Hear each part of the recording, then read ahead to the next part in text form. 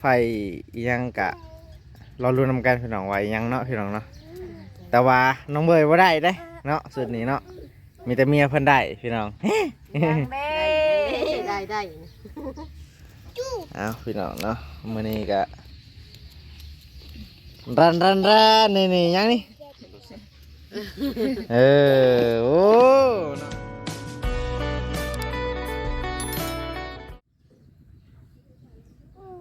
เอากราบทักทายสบายดีพี่น้องเนาะทักทายสบายดีพ่อแม่พี่น้องฟังลาวและสวัสดีพ่อแม่พี่น้องฟังไทยกันเบิดสู่คู่สู่คนพี่น้องมื้อนี้เนาะตกก็คือมื้อนี้เนาะบ่บัวมีของสีเสื้อผ้าน้องเบอร์พี่น้องเนาะบ่บัวกะบ่ได้ไปหาทั้งน้องเพิ่นเนาะพี่น้องเนาะบ่ได้ไปหาอยู่เฮือนเนาะมีแต่สิโทรทั้งน้องเพิ่นเนาะเพื่อบ่บัวสิเซอร์ไพรส์ให้เมียเพิ่นพี่น้องเนาะก็คือบ่บัวกะสิได้บอกพี่น้อง FC เนาะคือบ่บัวสิให้โทรศัพท์พี่น้องเนาะบ่บัวซื้อโทรศัพท์เนื่องจากผู้ใหญ่พุ่นแหละอยู่เมืองไทยเนาะพี่น้องเนาะอยู่ต่างประเทศเนาะเพิ่นซื้อให้โทรศัพท์เนาะเมียน้องเบอร์เนาะพี่น้องเนาะแต่ว่าบัวก็บ่ได้ไปหาอยู่เฮือนเนาะมีแต่บัวสิโทรเอาพี่น้องบัวก็สิเปิดห้านแล้วพี่น้องเยอะบัวก็สิได้เปิดห้านพี่น้องเดี๋ยวบัวสิลองโทรเบิ่งพี่น้องเนาะว่าน้องเบยสิมาบ่ตอนนี้พี่น้องเอ้ยบัวสิตัวเนาะพี่น้องเนาะบัวสิตัวเอาไปยกซอยอันนี้เนาะเสาเฮือนพี่น้องเนาะสิมาบ่พี่น้องเอ้ยสิลองใจน้องเบยเนาะเพิ่นจริงใจสำได้พี่น้องเอ้ยเนาะเด็ดแ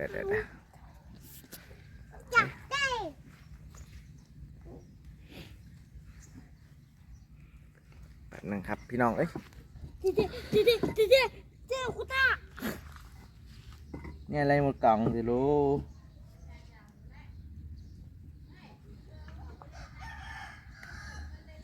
Boleh apa right? Right man. Ya man. Udah. Cakap. Halo. Anak เมียน้องเบยว่านี่ระเบิดป่ะเจ้าอะไรมาพี่เด้อ2 คนจะเห็นอย่างนี้มีเรื่องด่วนๆสิให้ยกซอยในเสาเฮือนเนี่ยไว้แล้วเดี๋ยวนี้ได้โอเคมาไว้เลยเดี๋ยวนี้รถมันสิมารีบว่าพี่น้องSiapa kan? Siapa? พี่น้องรอลุ้นรอส้มนำกันนะพี่น้องเนาะเพิ่นสิมาแท้ป่ะพี่น้องสบายดีกินนอบไว้นอบดูสอนดูอาเตอันหาใส่เข็นนอบมือนอบดูนอบเอาไปเข็นเถิงสบายดีไปสบายดี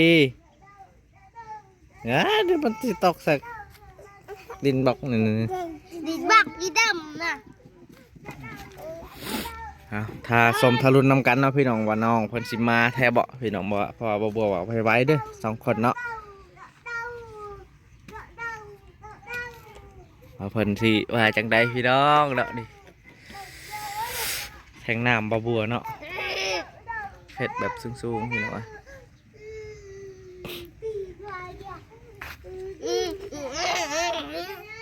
หานกำลังสิเปิดเลยพี่น้องกำลังสิเปิดหานแล้วเนาะ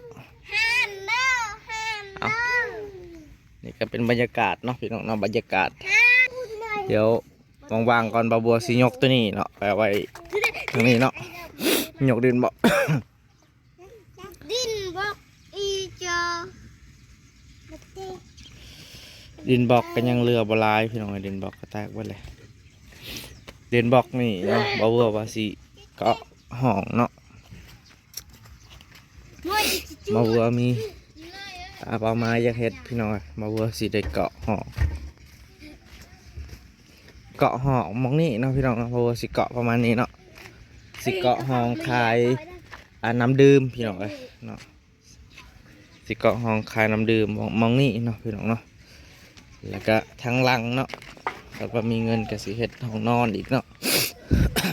เพื่อเปิดเข้ามาเลยเปิดหานเลยแต่ว่าตัวนี้ยังบ่แล้วพี่น้องแล้วแต่ทั้งนี้เนาะ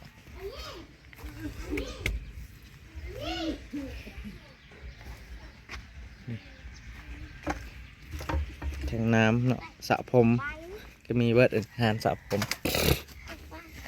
มุดน้อยอ่ะเจ้า มีแต่คนโหโหลนเนาะพี่น้องหานทางนี้เนาะทางหน้าก็ยังสิได้เกาะอีกพี่น้องโอ้ยังลายอยู่ทางหน้านี่เกาะเป็นโมเดิร์นนะ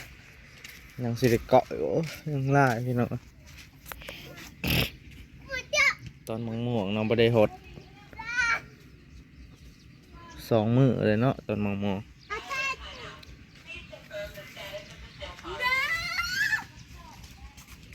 หานกันยังบ่สะอาดนะพี่น้องหานก็ได้ยังบ่ลงคุ้งคังอยู่บนนังกันยังบ่ทันได้สะอาดเนาะยังสิเกาะออกมาทางนี้อีกพี่น้องเกาะเถิบออกเนาะเพราะว่า มันเป็นโมเดิร์นแล้วมันจังคักนะพี่น้อง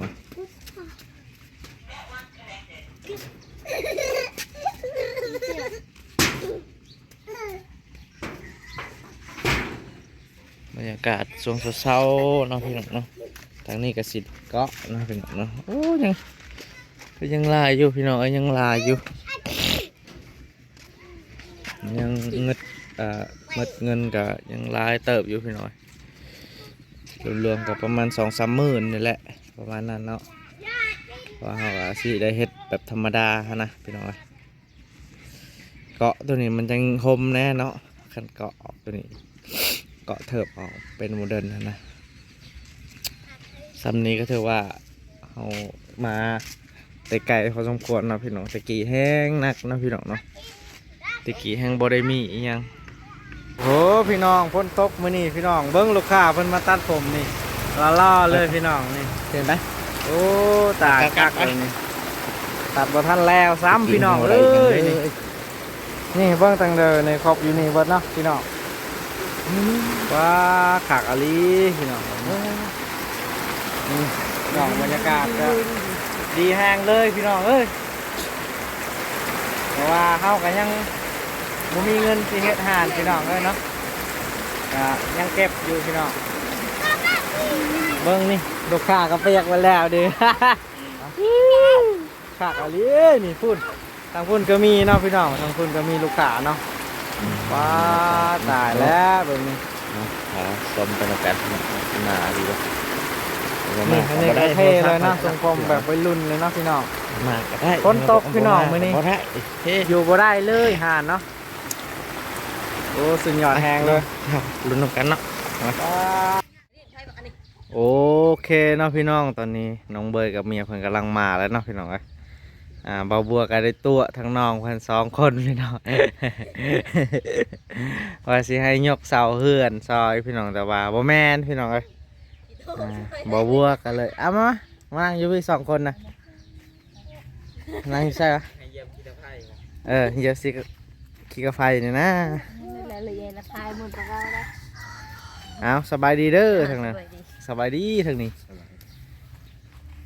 ก็คือมื้อนี้เนาะพี่น้องเนาะมาบัวกะ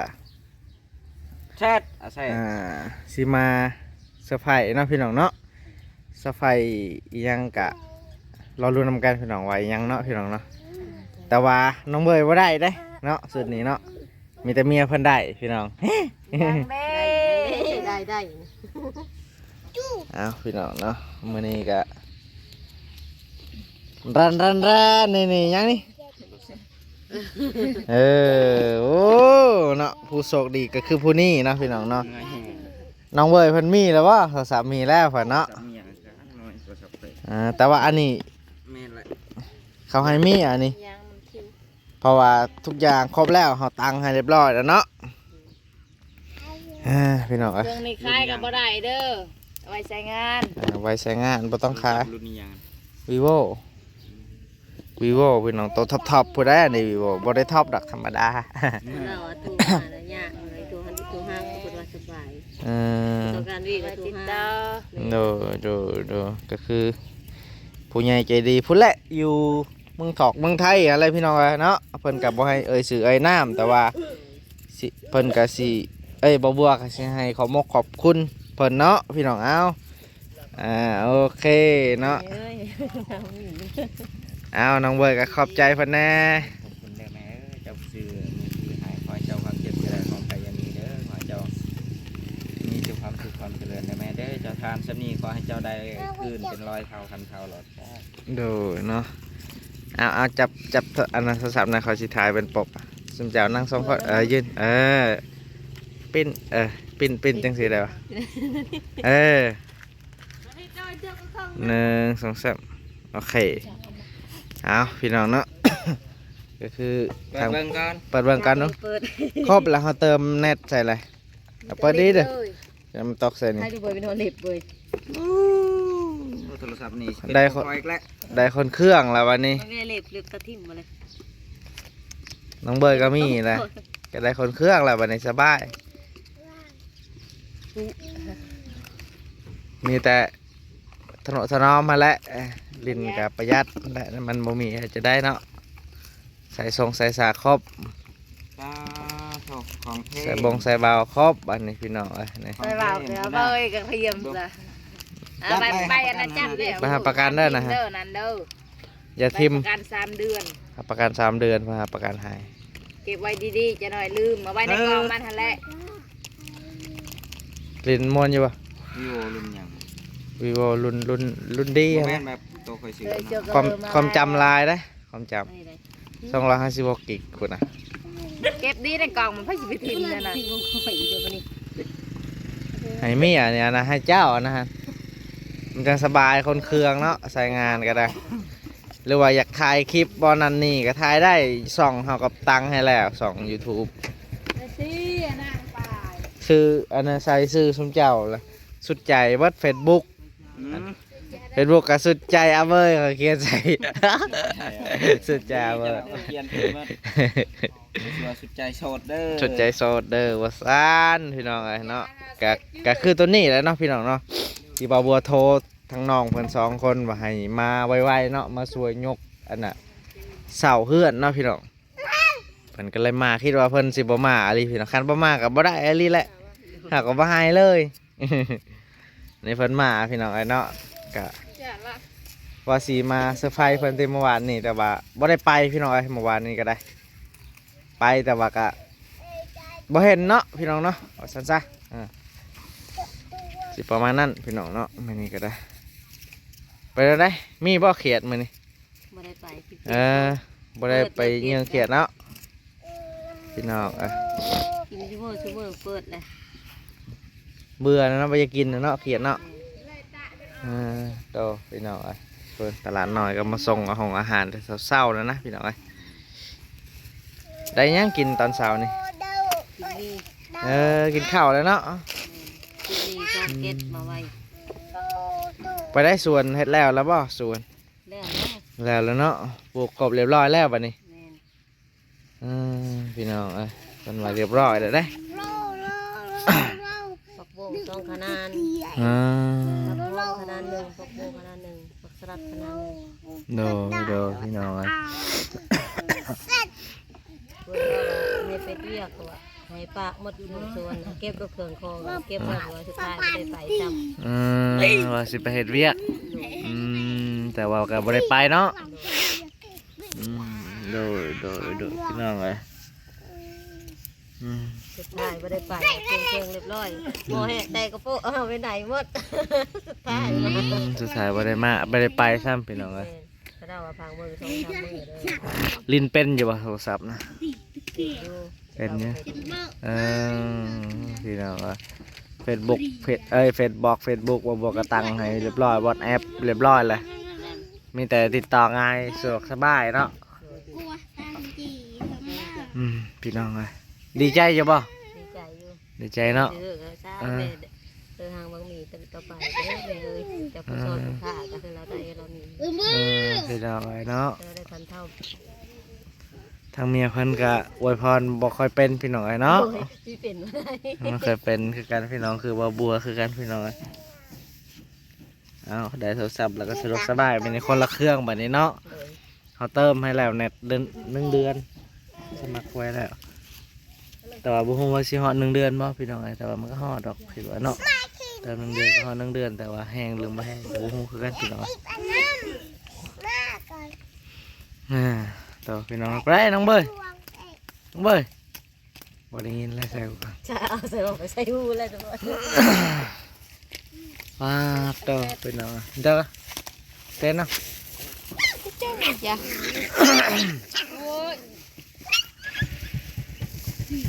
มาใส่เนาะ เอาวิทย์ป้าต่อทางนี้ได้อูพังใหม่เลยพี่น้องเอ้ยนี่โอ้หล่อขึ้นแล้วแบบนี้เนาะใช่นอนบ่นี่ อ้าวอะไรคือแทงหล่นขักลิ ไปได้ตัดผมรอเลยป่ะครับเว้ย ธรรมดา ธรรมดา ระวังอะไร คนเวียกก็บ่เบื่อจะได้ตัดงาม บ่ทอคนเวียดเอางาม บ่โอ้คนเวียดงามกว่าเนาะ กินล้านข้างหนึง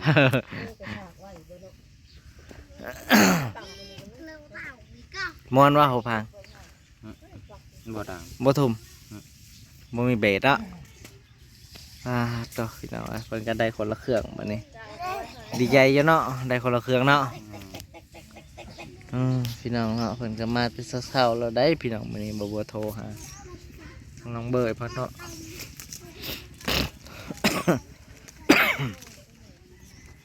เอาก็สิประมาณนั้นพี่น้องเนาะมื้อนี้บ่บัวก็มาอัปเดตมามอบให้เมียน้องเบิดเนาะโทรศัพท์พี่น้อง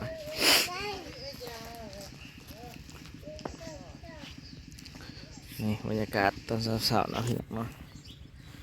เอากะโอเคเนาะพี่น้องเนาะจังใดบ่บัวกะสิขอขอบคุณผู้ใหญ่ใจดีเนาะที่ให้บ่บัวเป็นสะพานบุญให้พี่น้องเอ้ย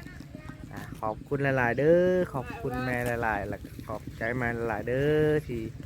ให้บ่บัวเป็นสะพานบุญให้พี่น้องขอบมกขอบใจหลายๆเด้อเนาะเอาที่แม่ให้บ่บัวให้เป็นสะพานบุญบ่บัวกะดีอกดีใจพี่น้องเอ้ยมื้อนี้ก็ได้เอาสำหรับคลิปนี้บ่บัวก็สิได้ปิดคลิปไว้เพียงสำนีก่อนพี่น้องเนาะก่อนอื่นก็อย่าลืมฝากกดไลค์กดติดตามให้ในเด้อพี่น้องเป็นกำลังใจให้บ่บัวให้คลิปต่อๆไปพี่น้องเอาสำหรับคลิปนี้บ่บัวก็สิขอกล่าวคำว่าบ๊ายบายสบายดีพี่น้องสบายดี ไปดิกินขนม เป็นสาวเนาะ กินเด็ดแค่บริจูกินเลย ไปพี่น้องนี่แหละเมื่อแล้วทั้งนั้นเนาะ ใหญ่พี่น้องเป็นไง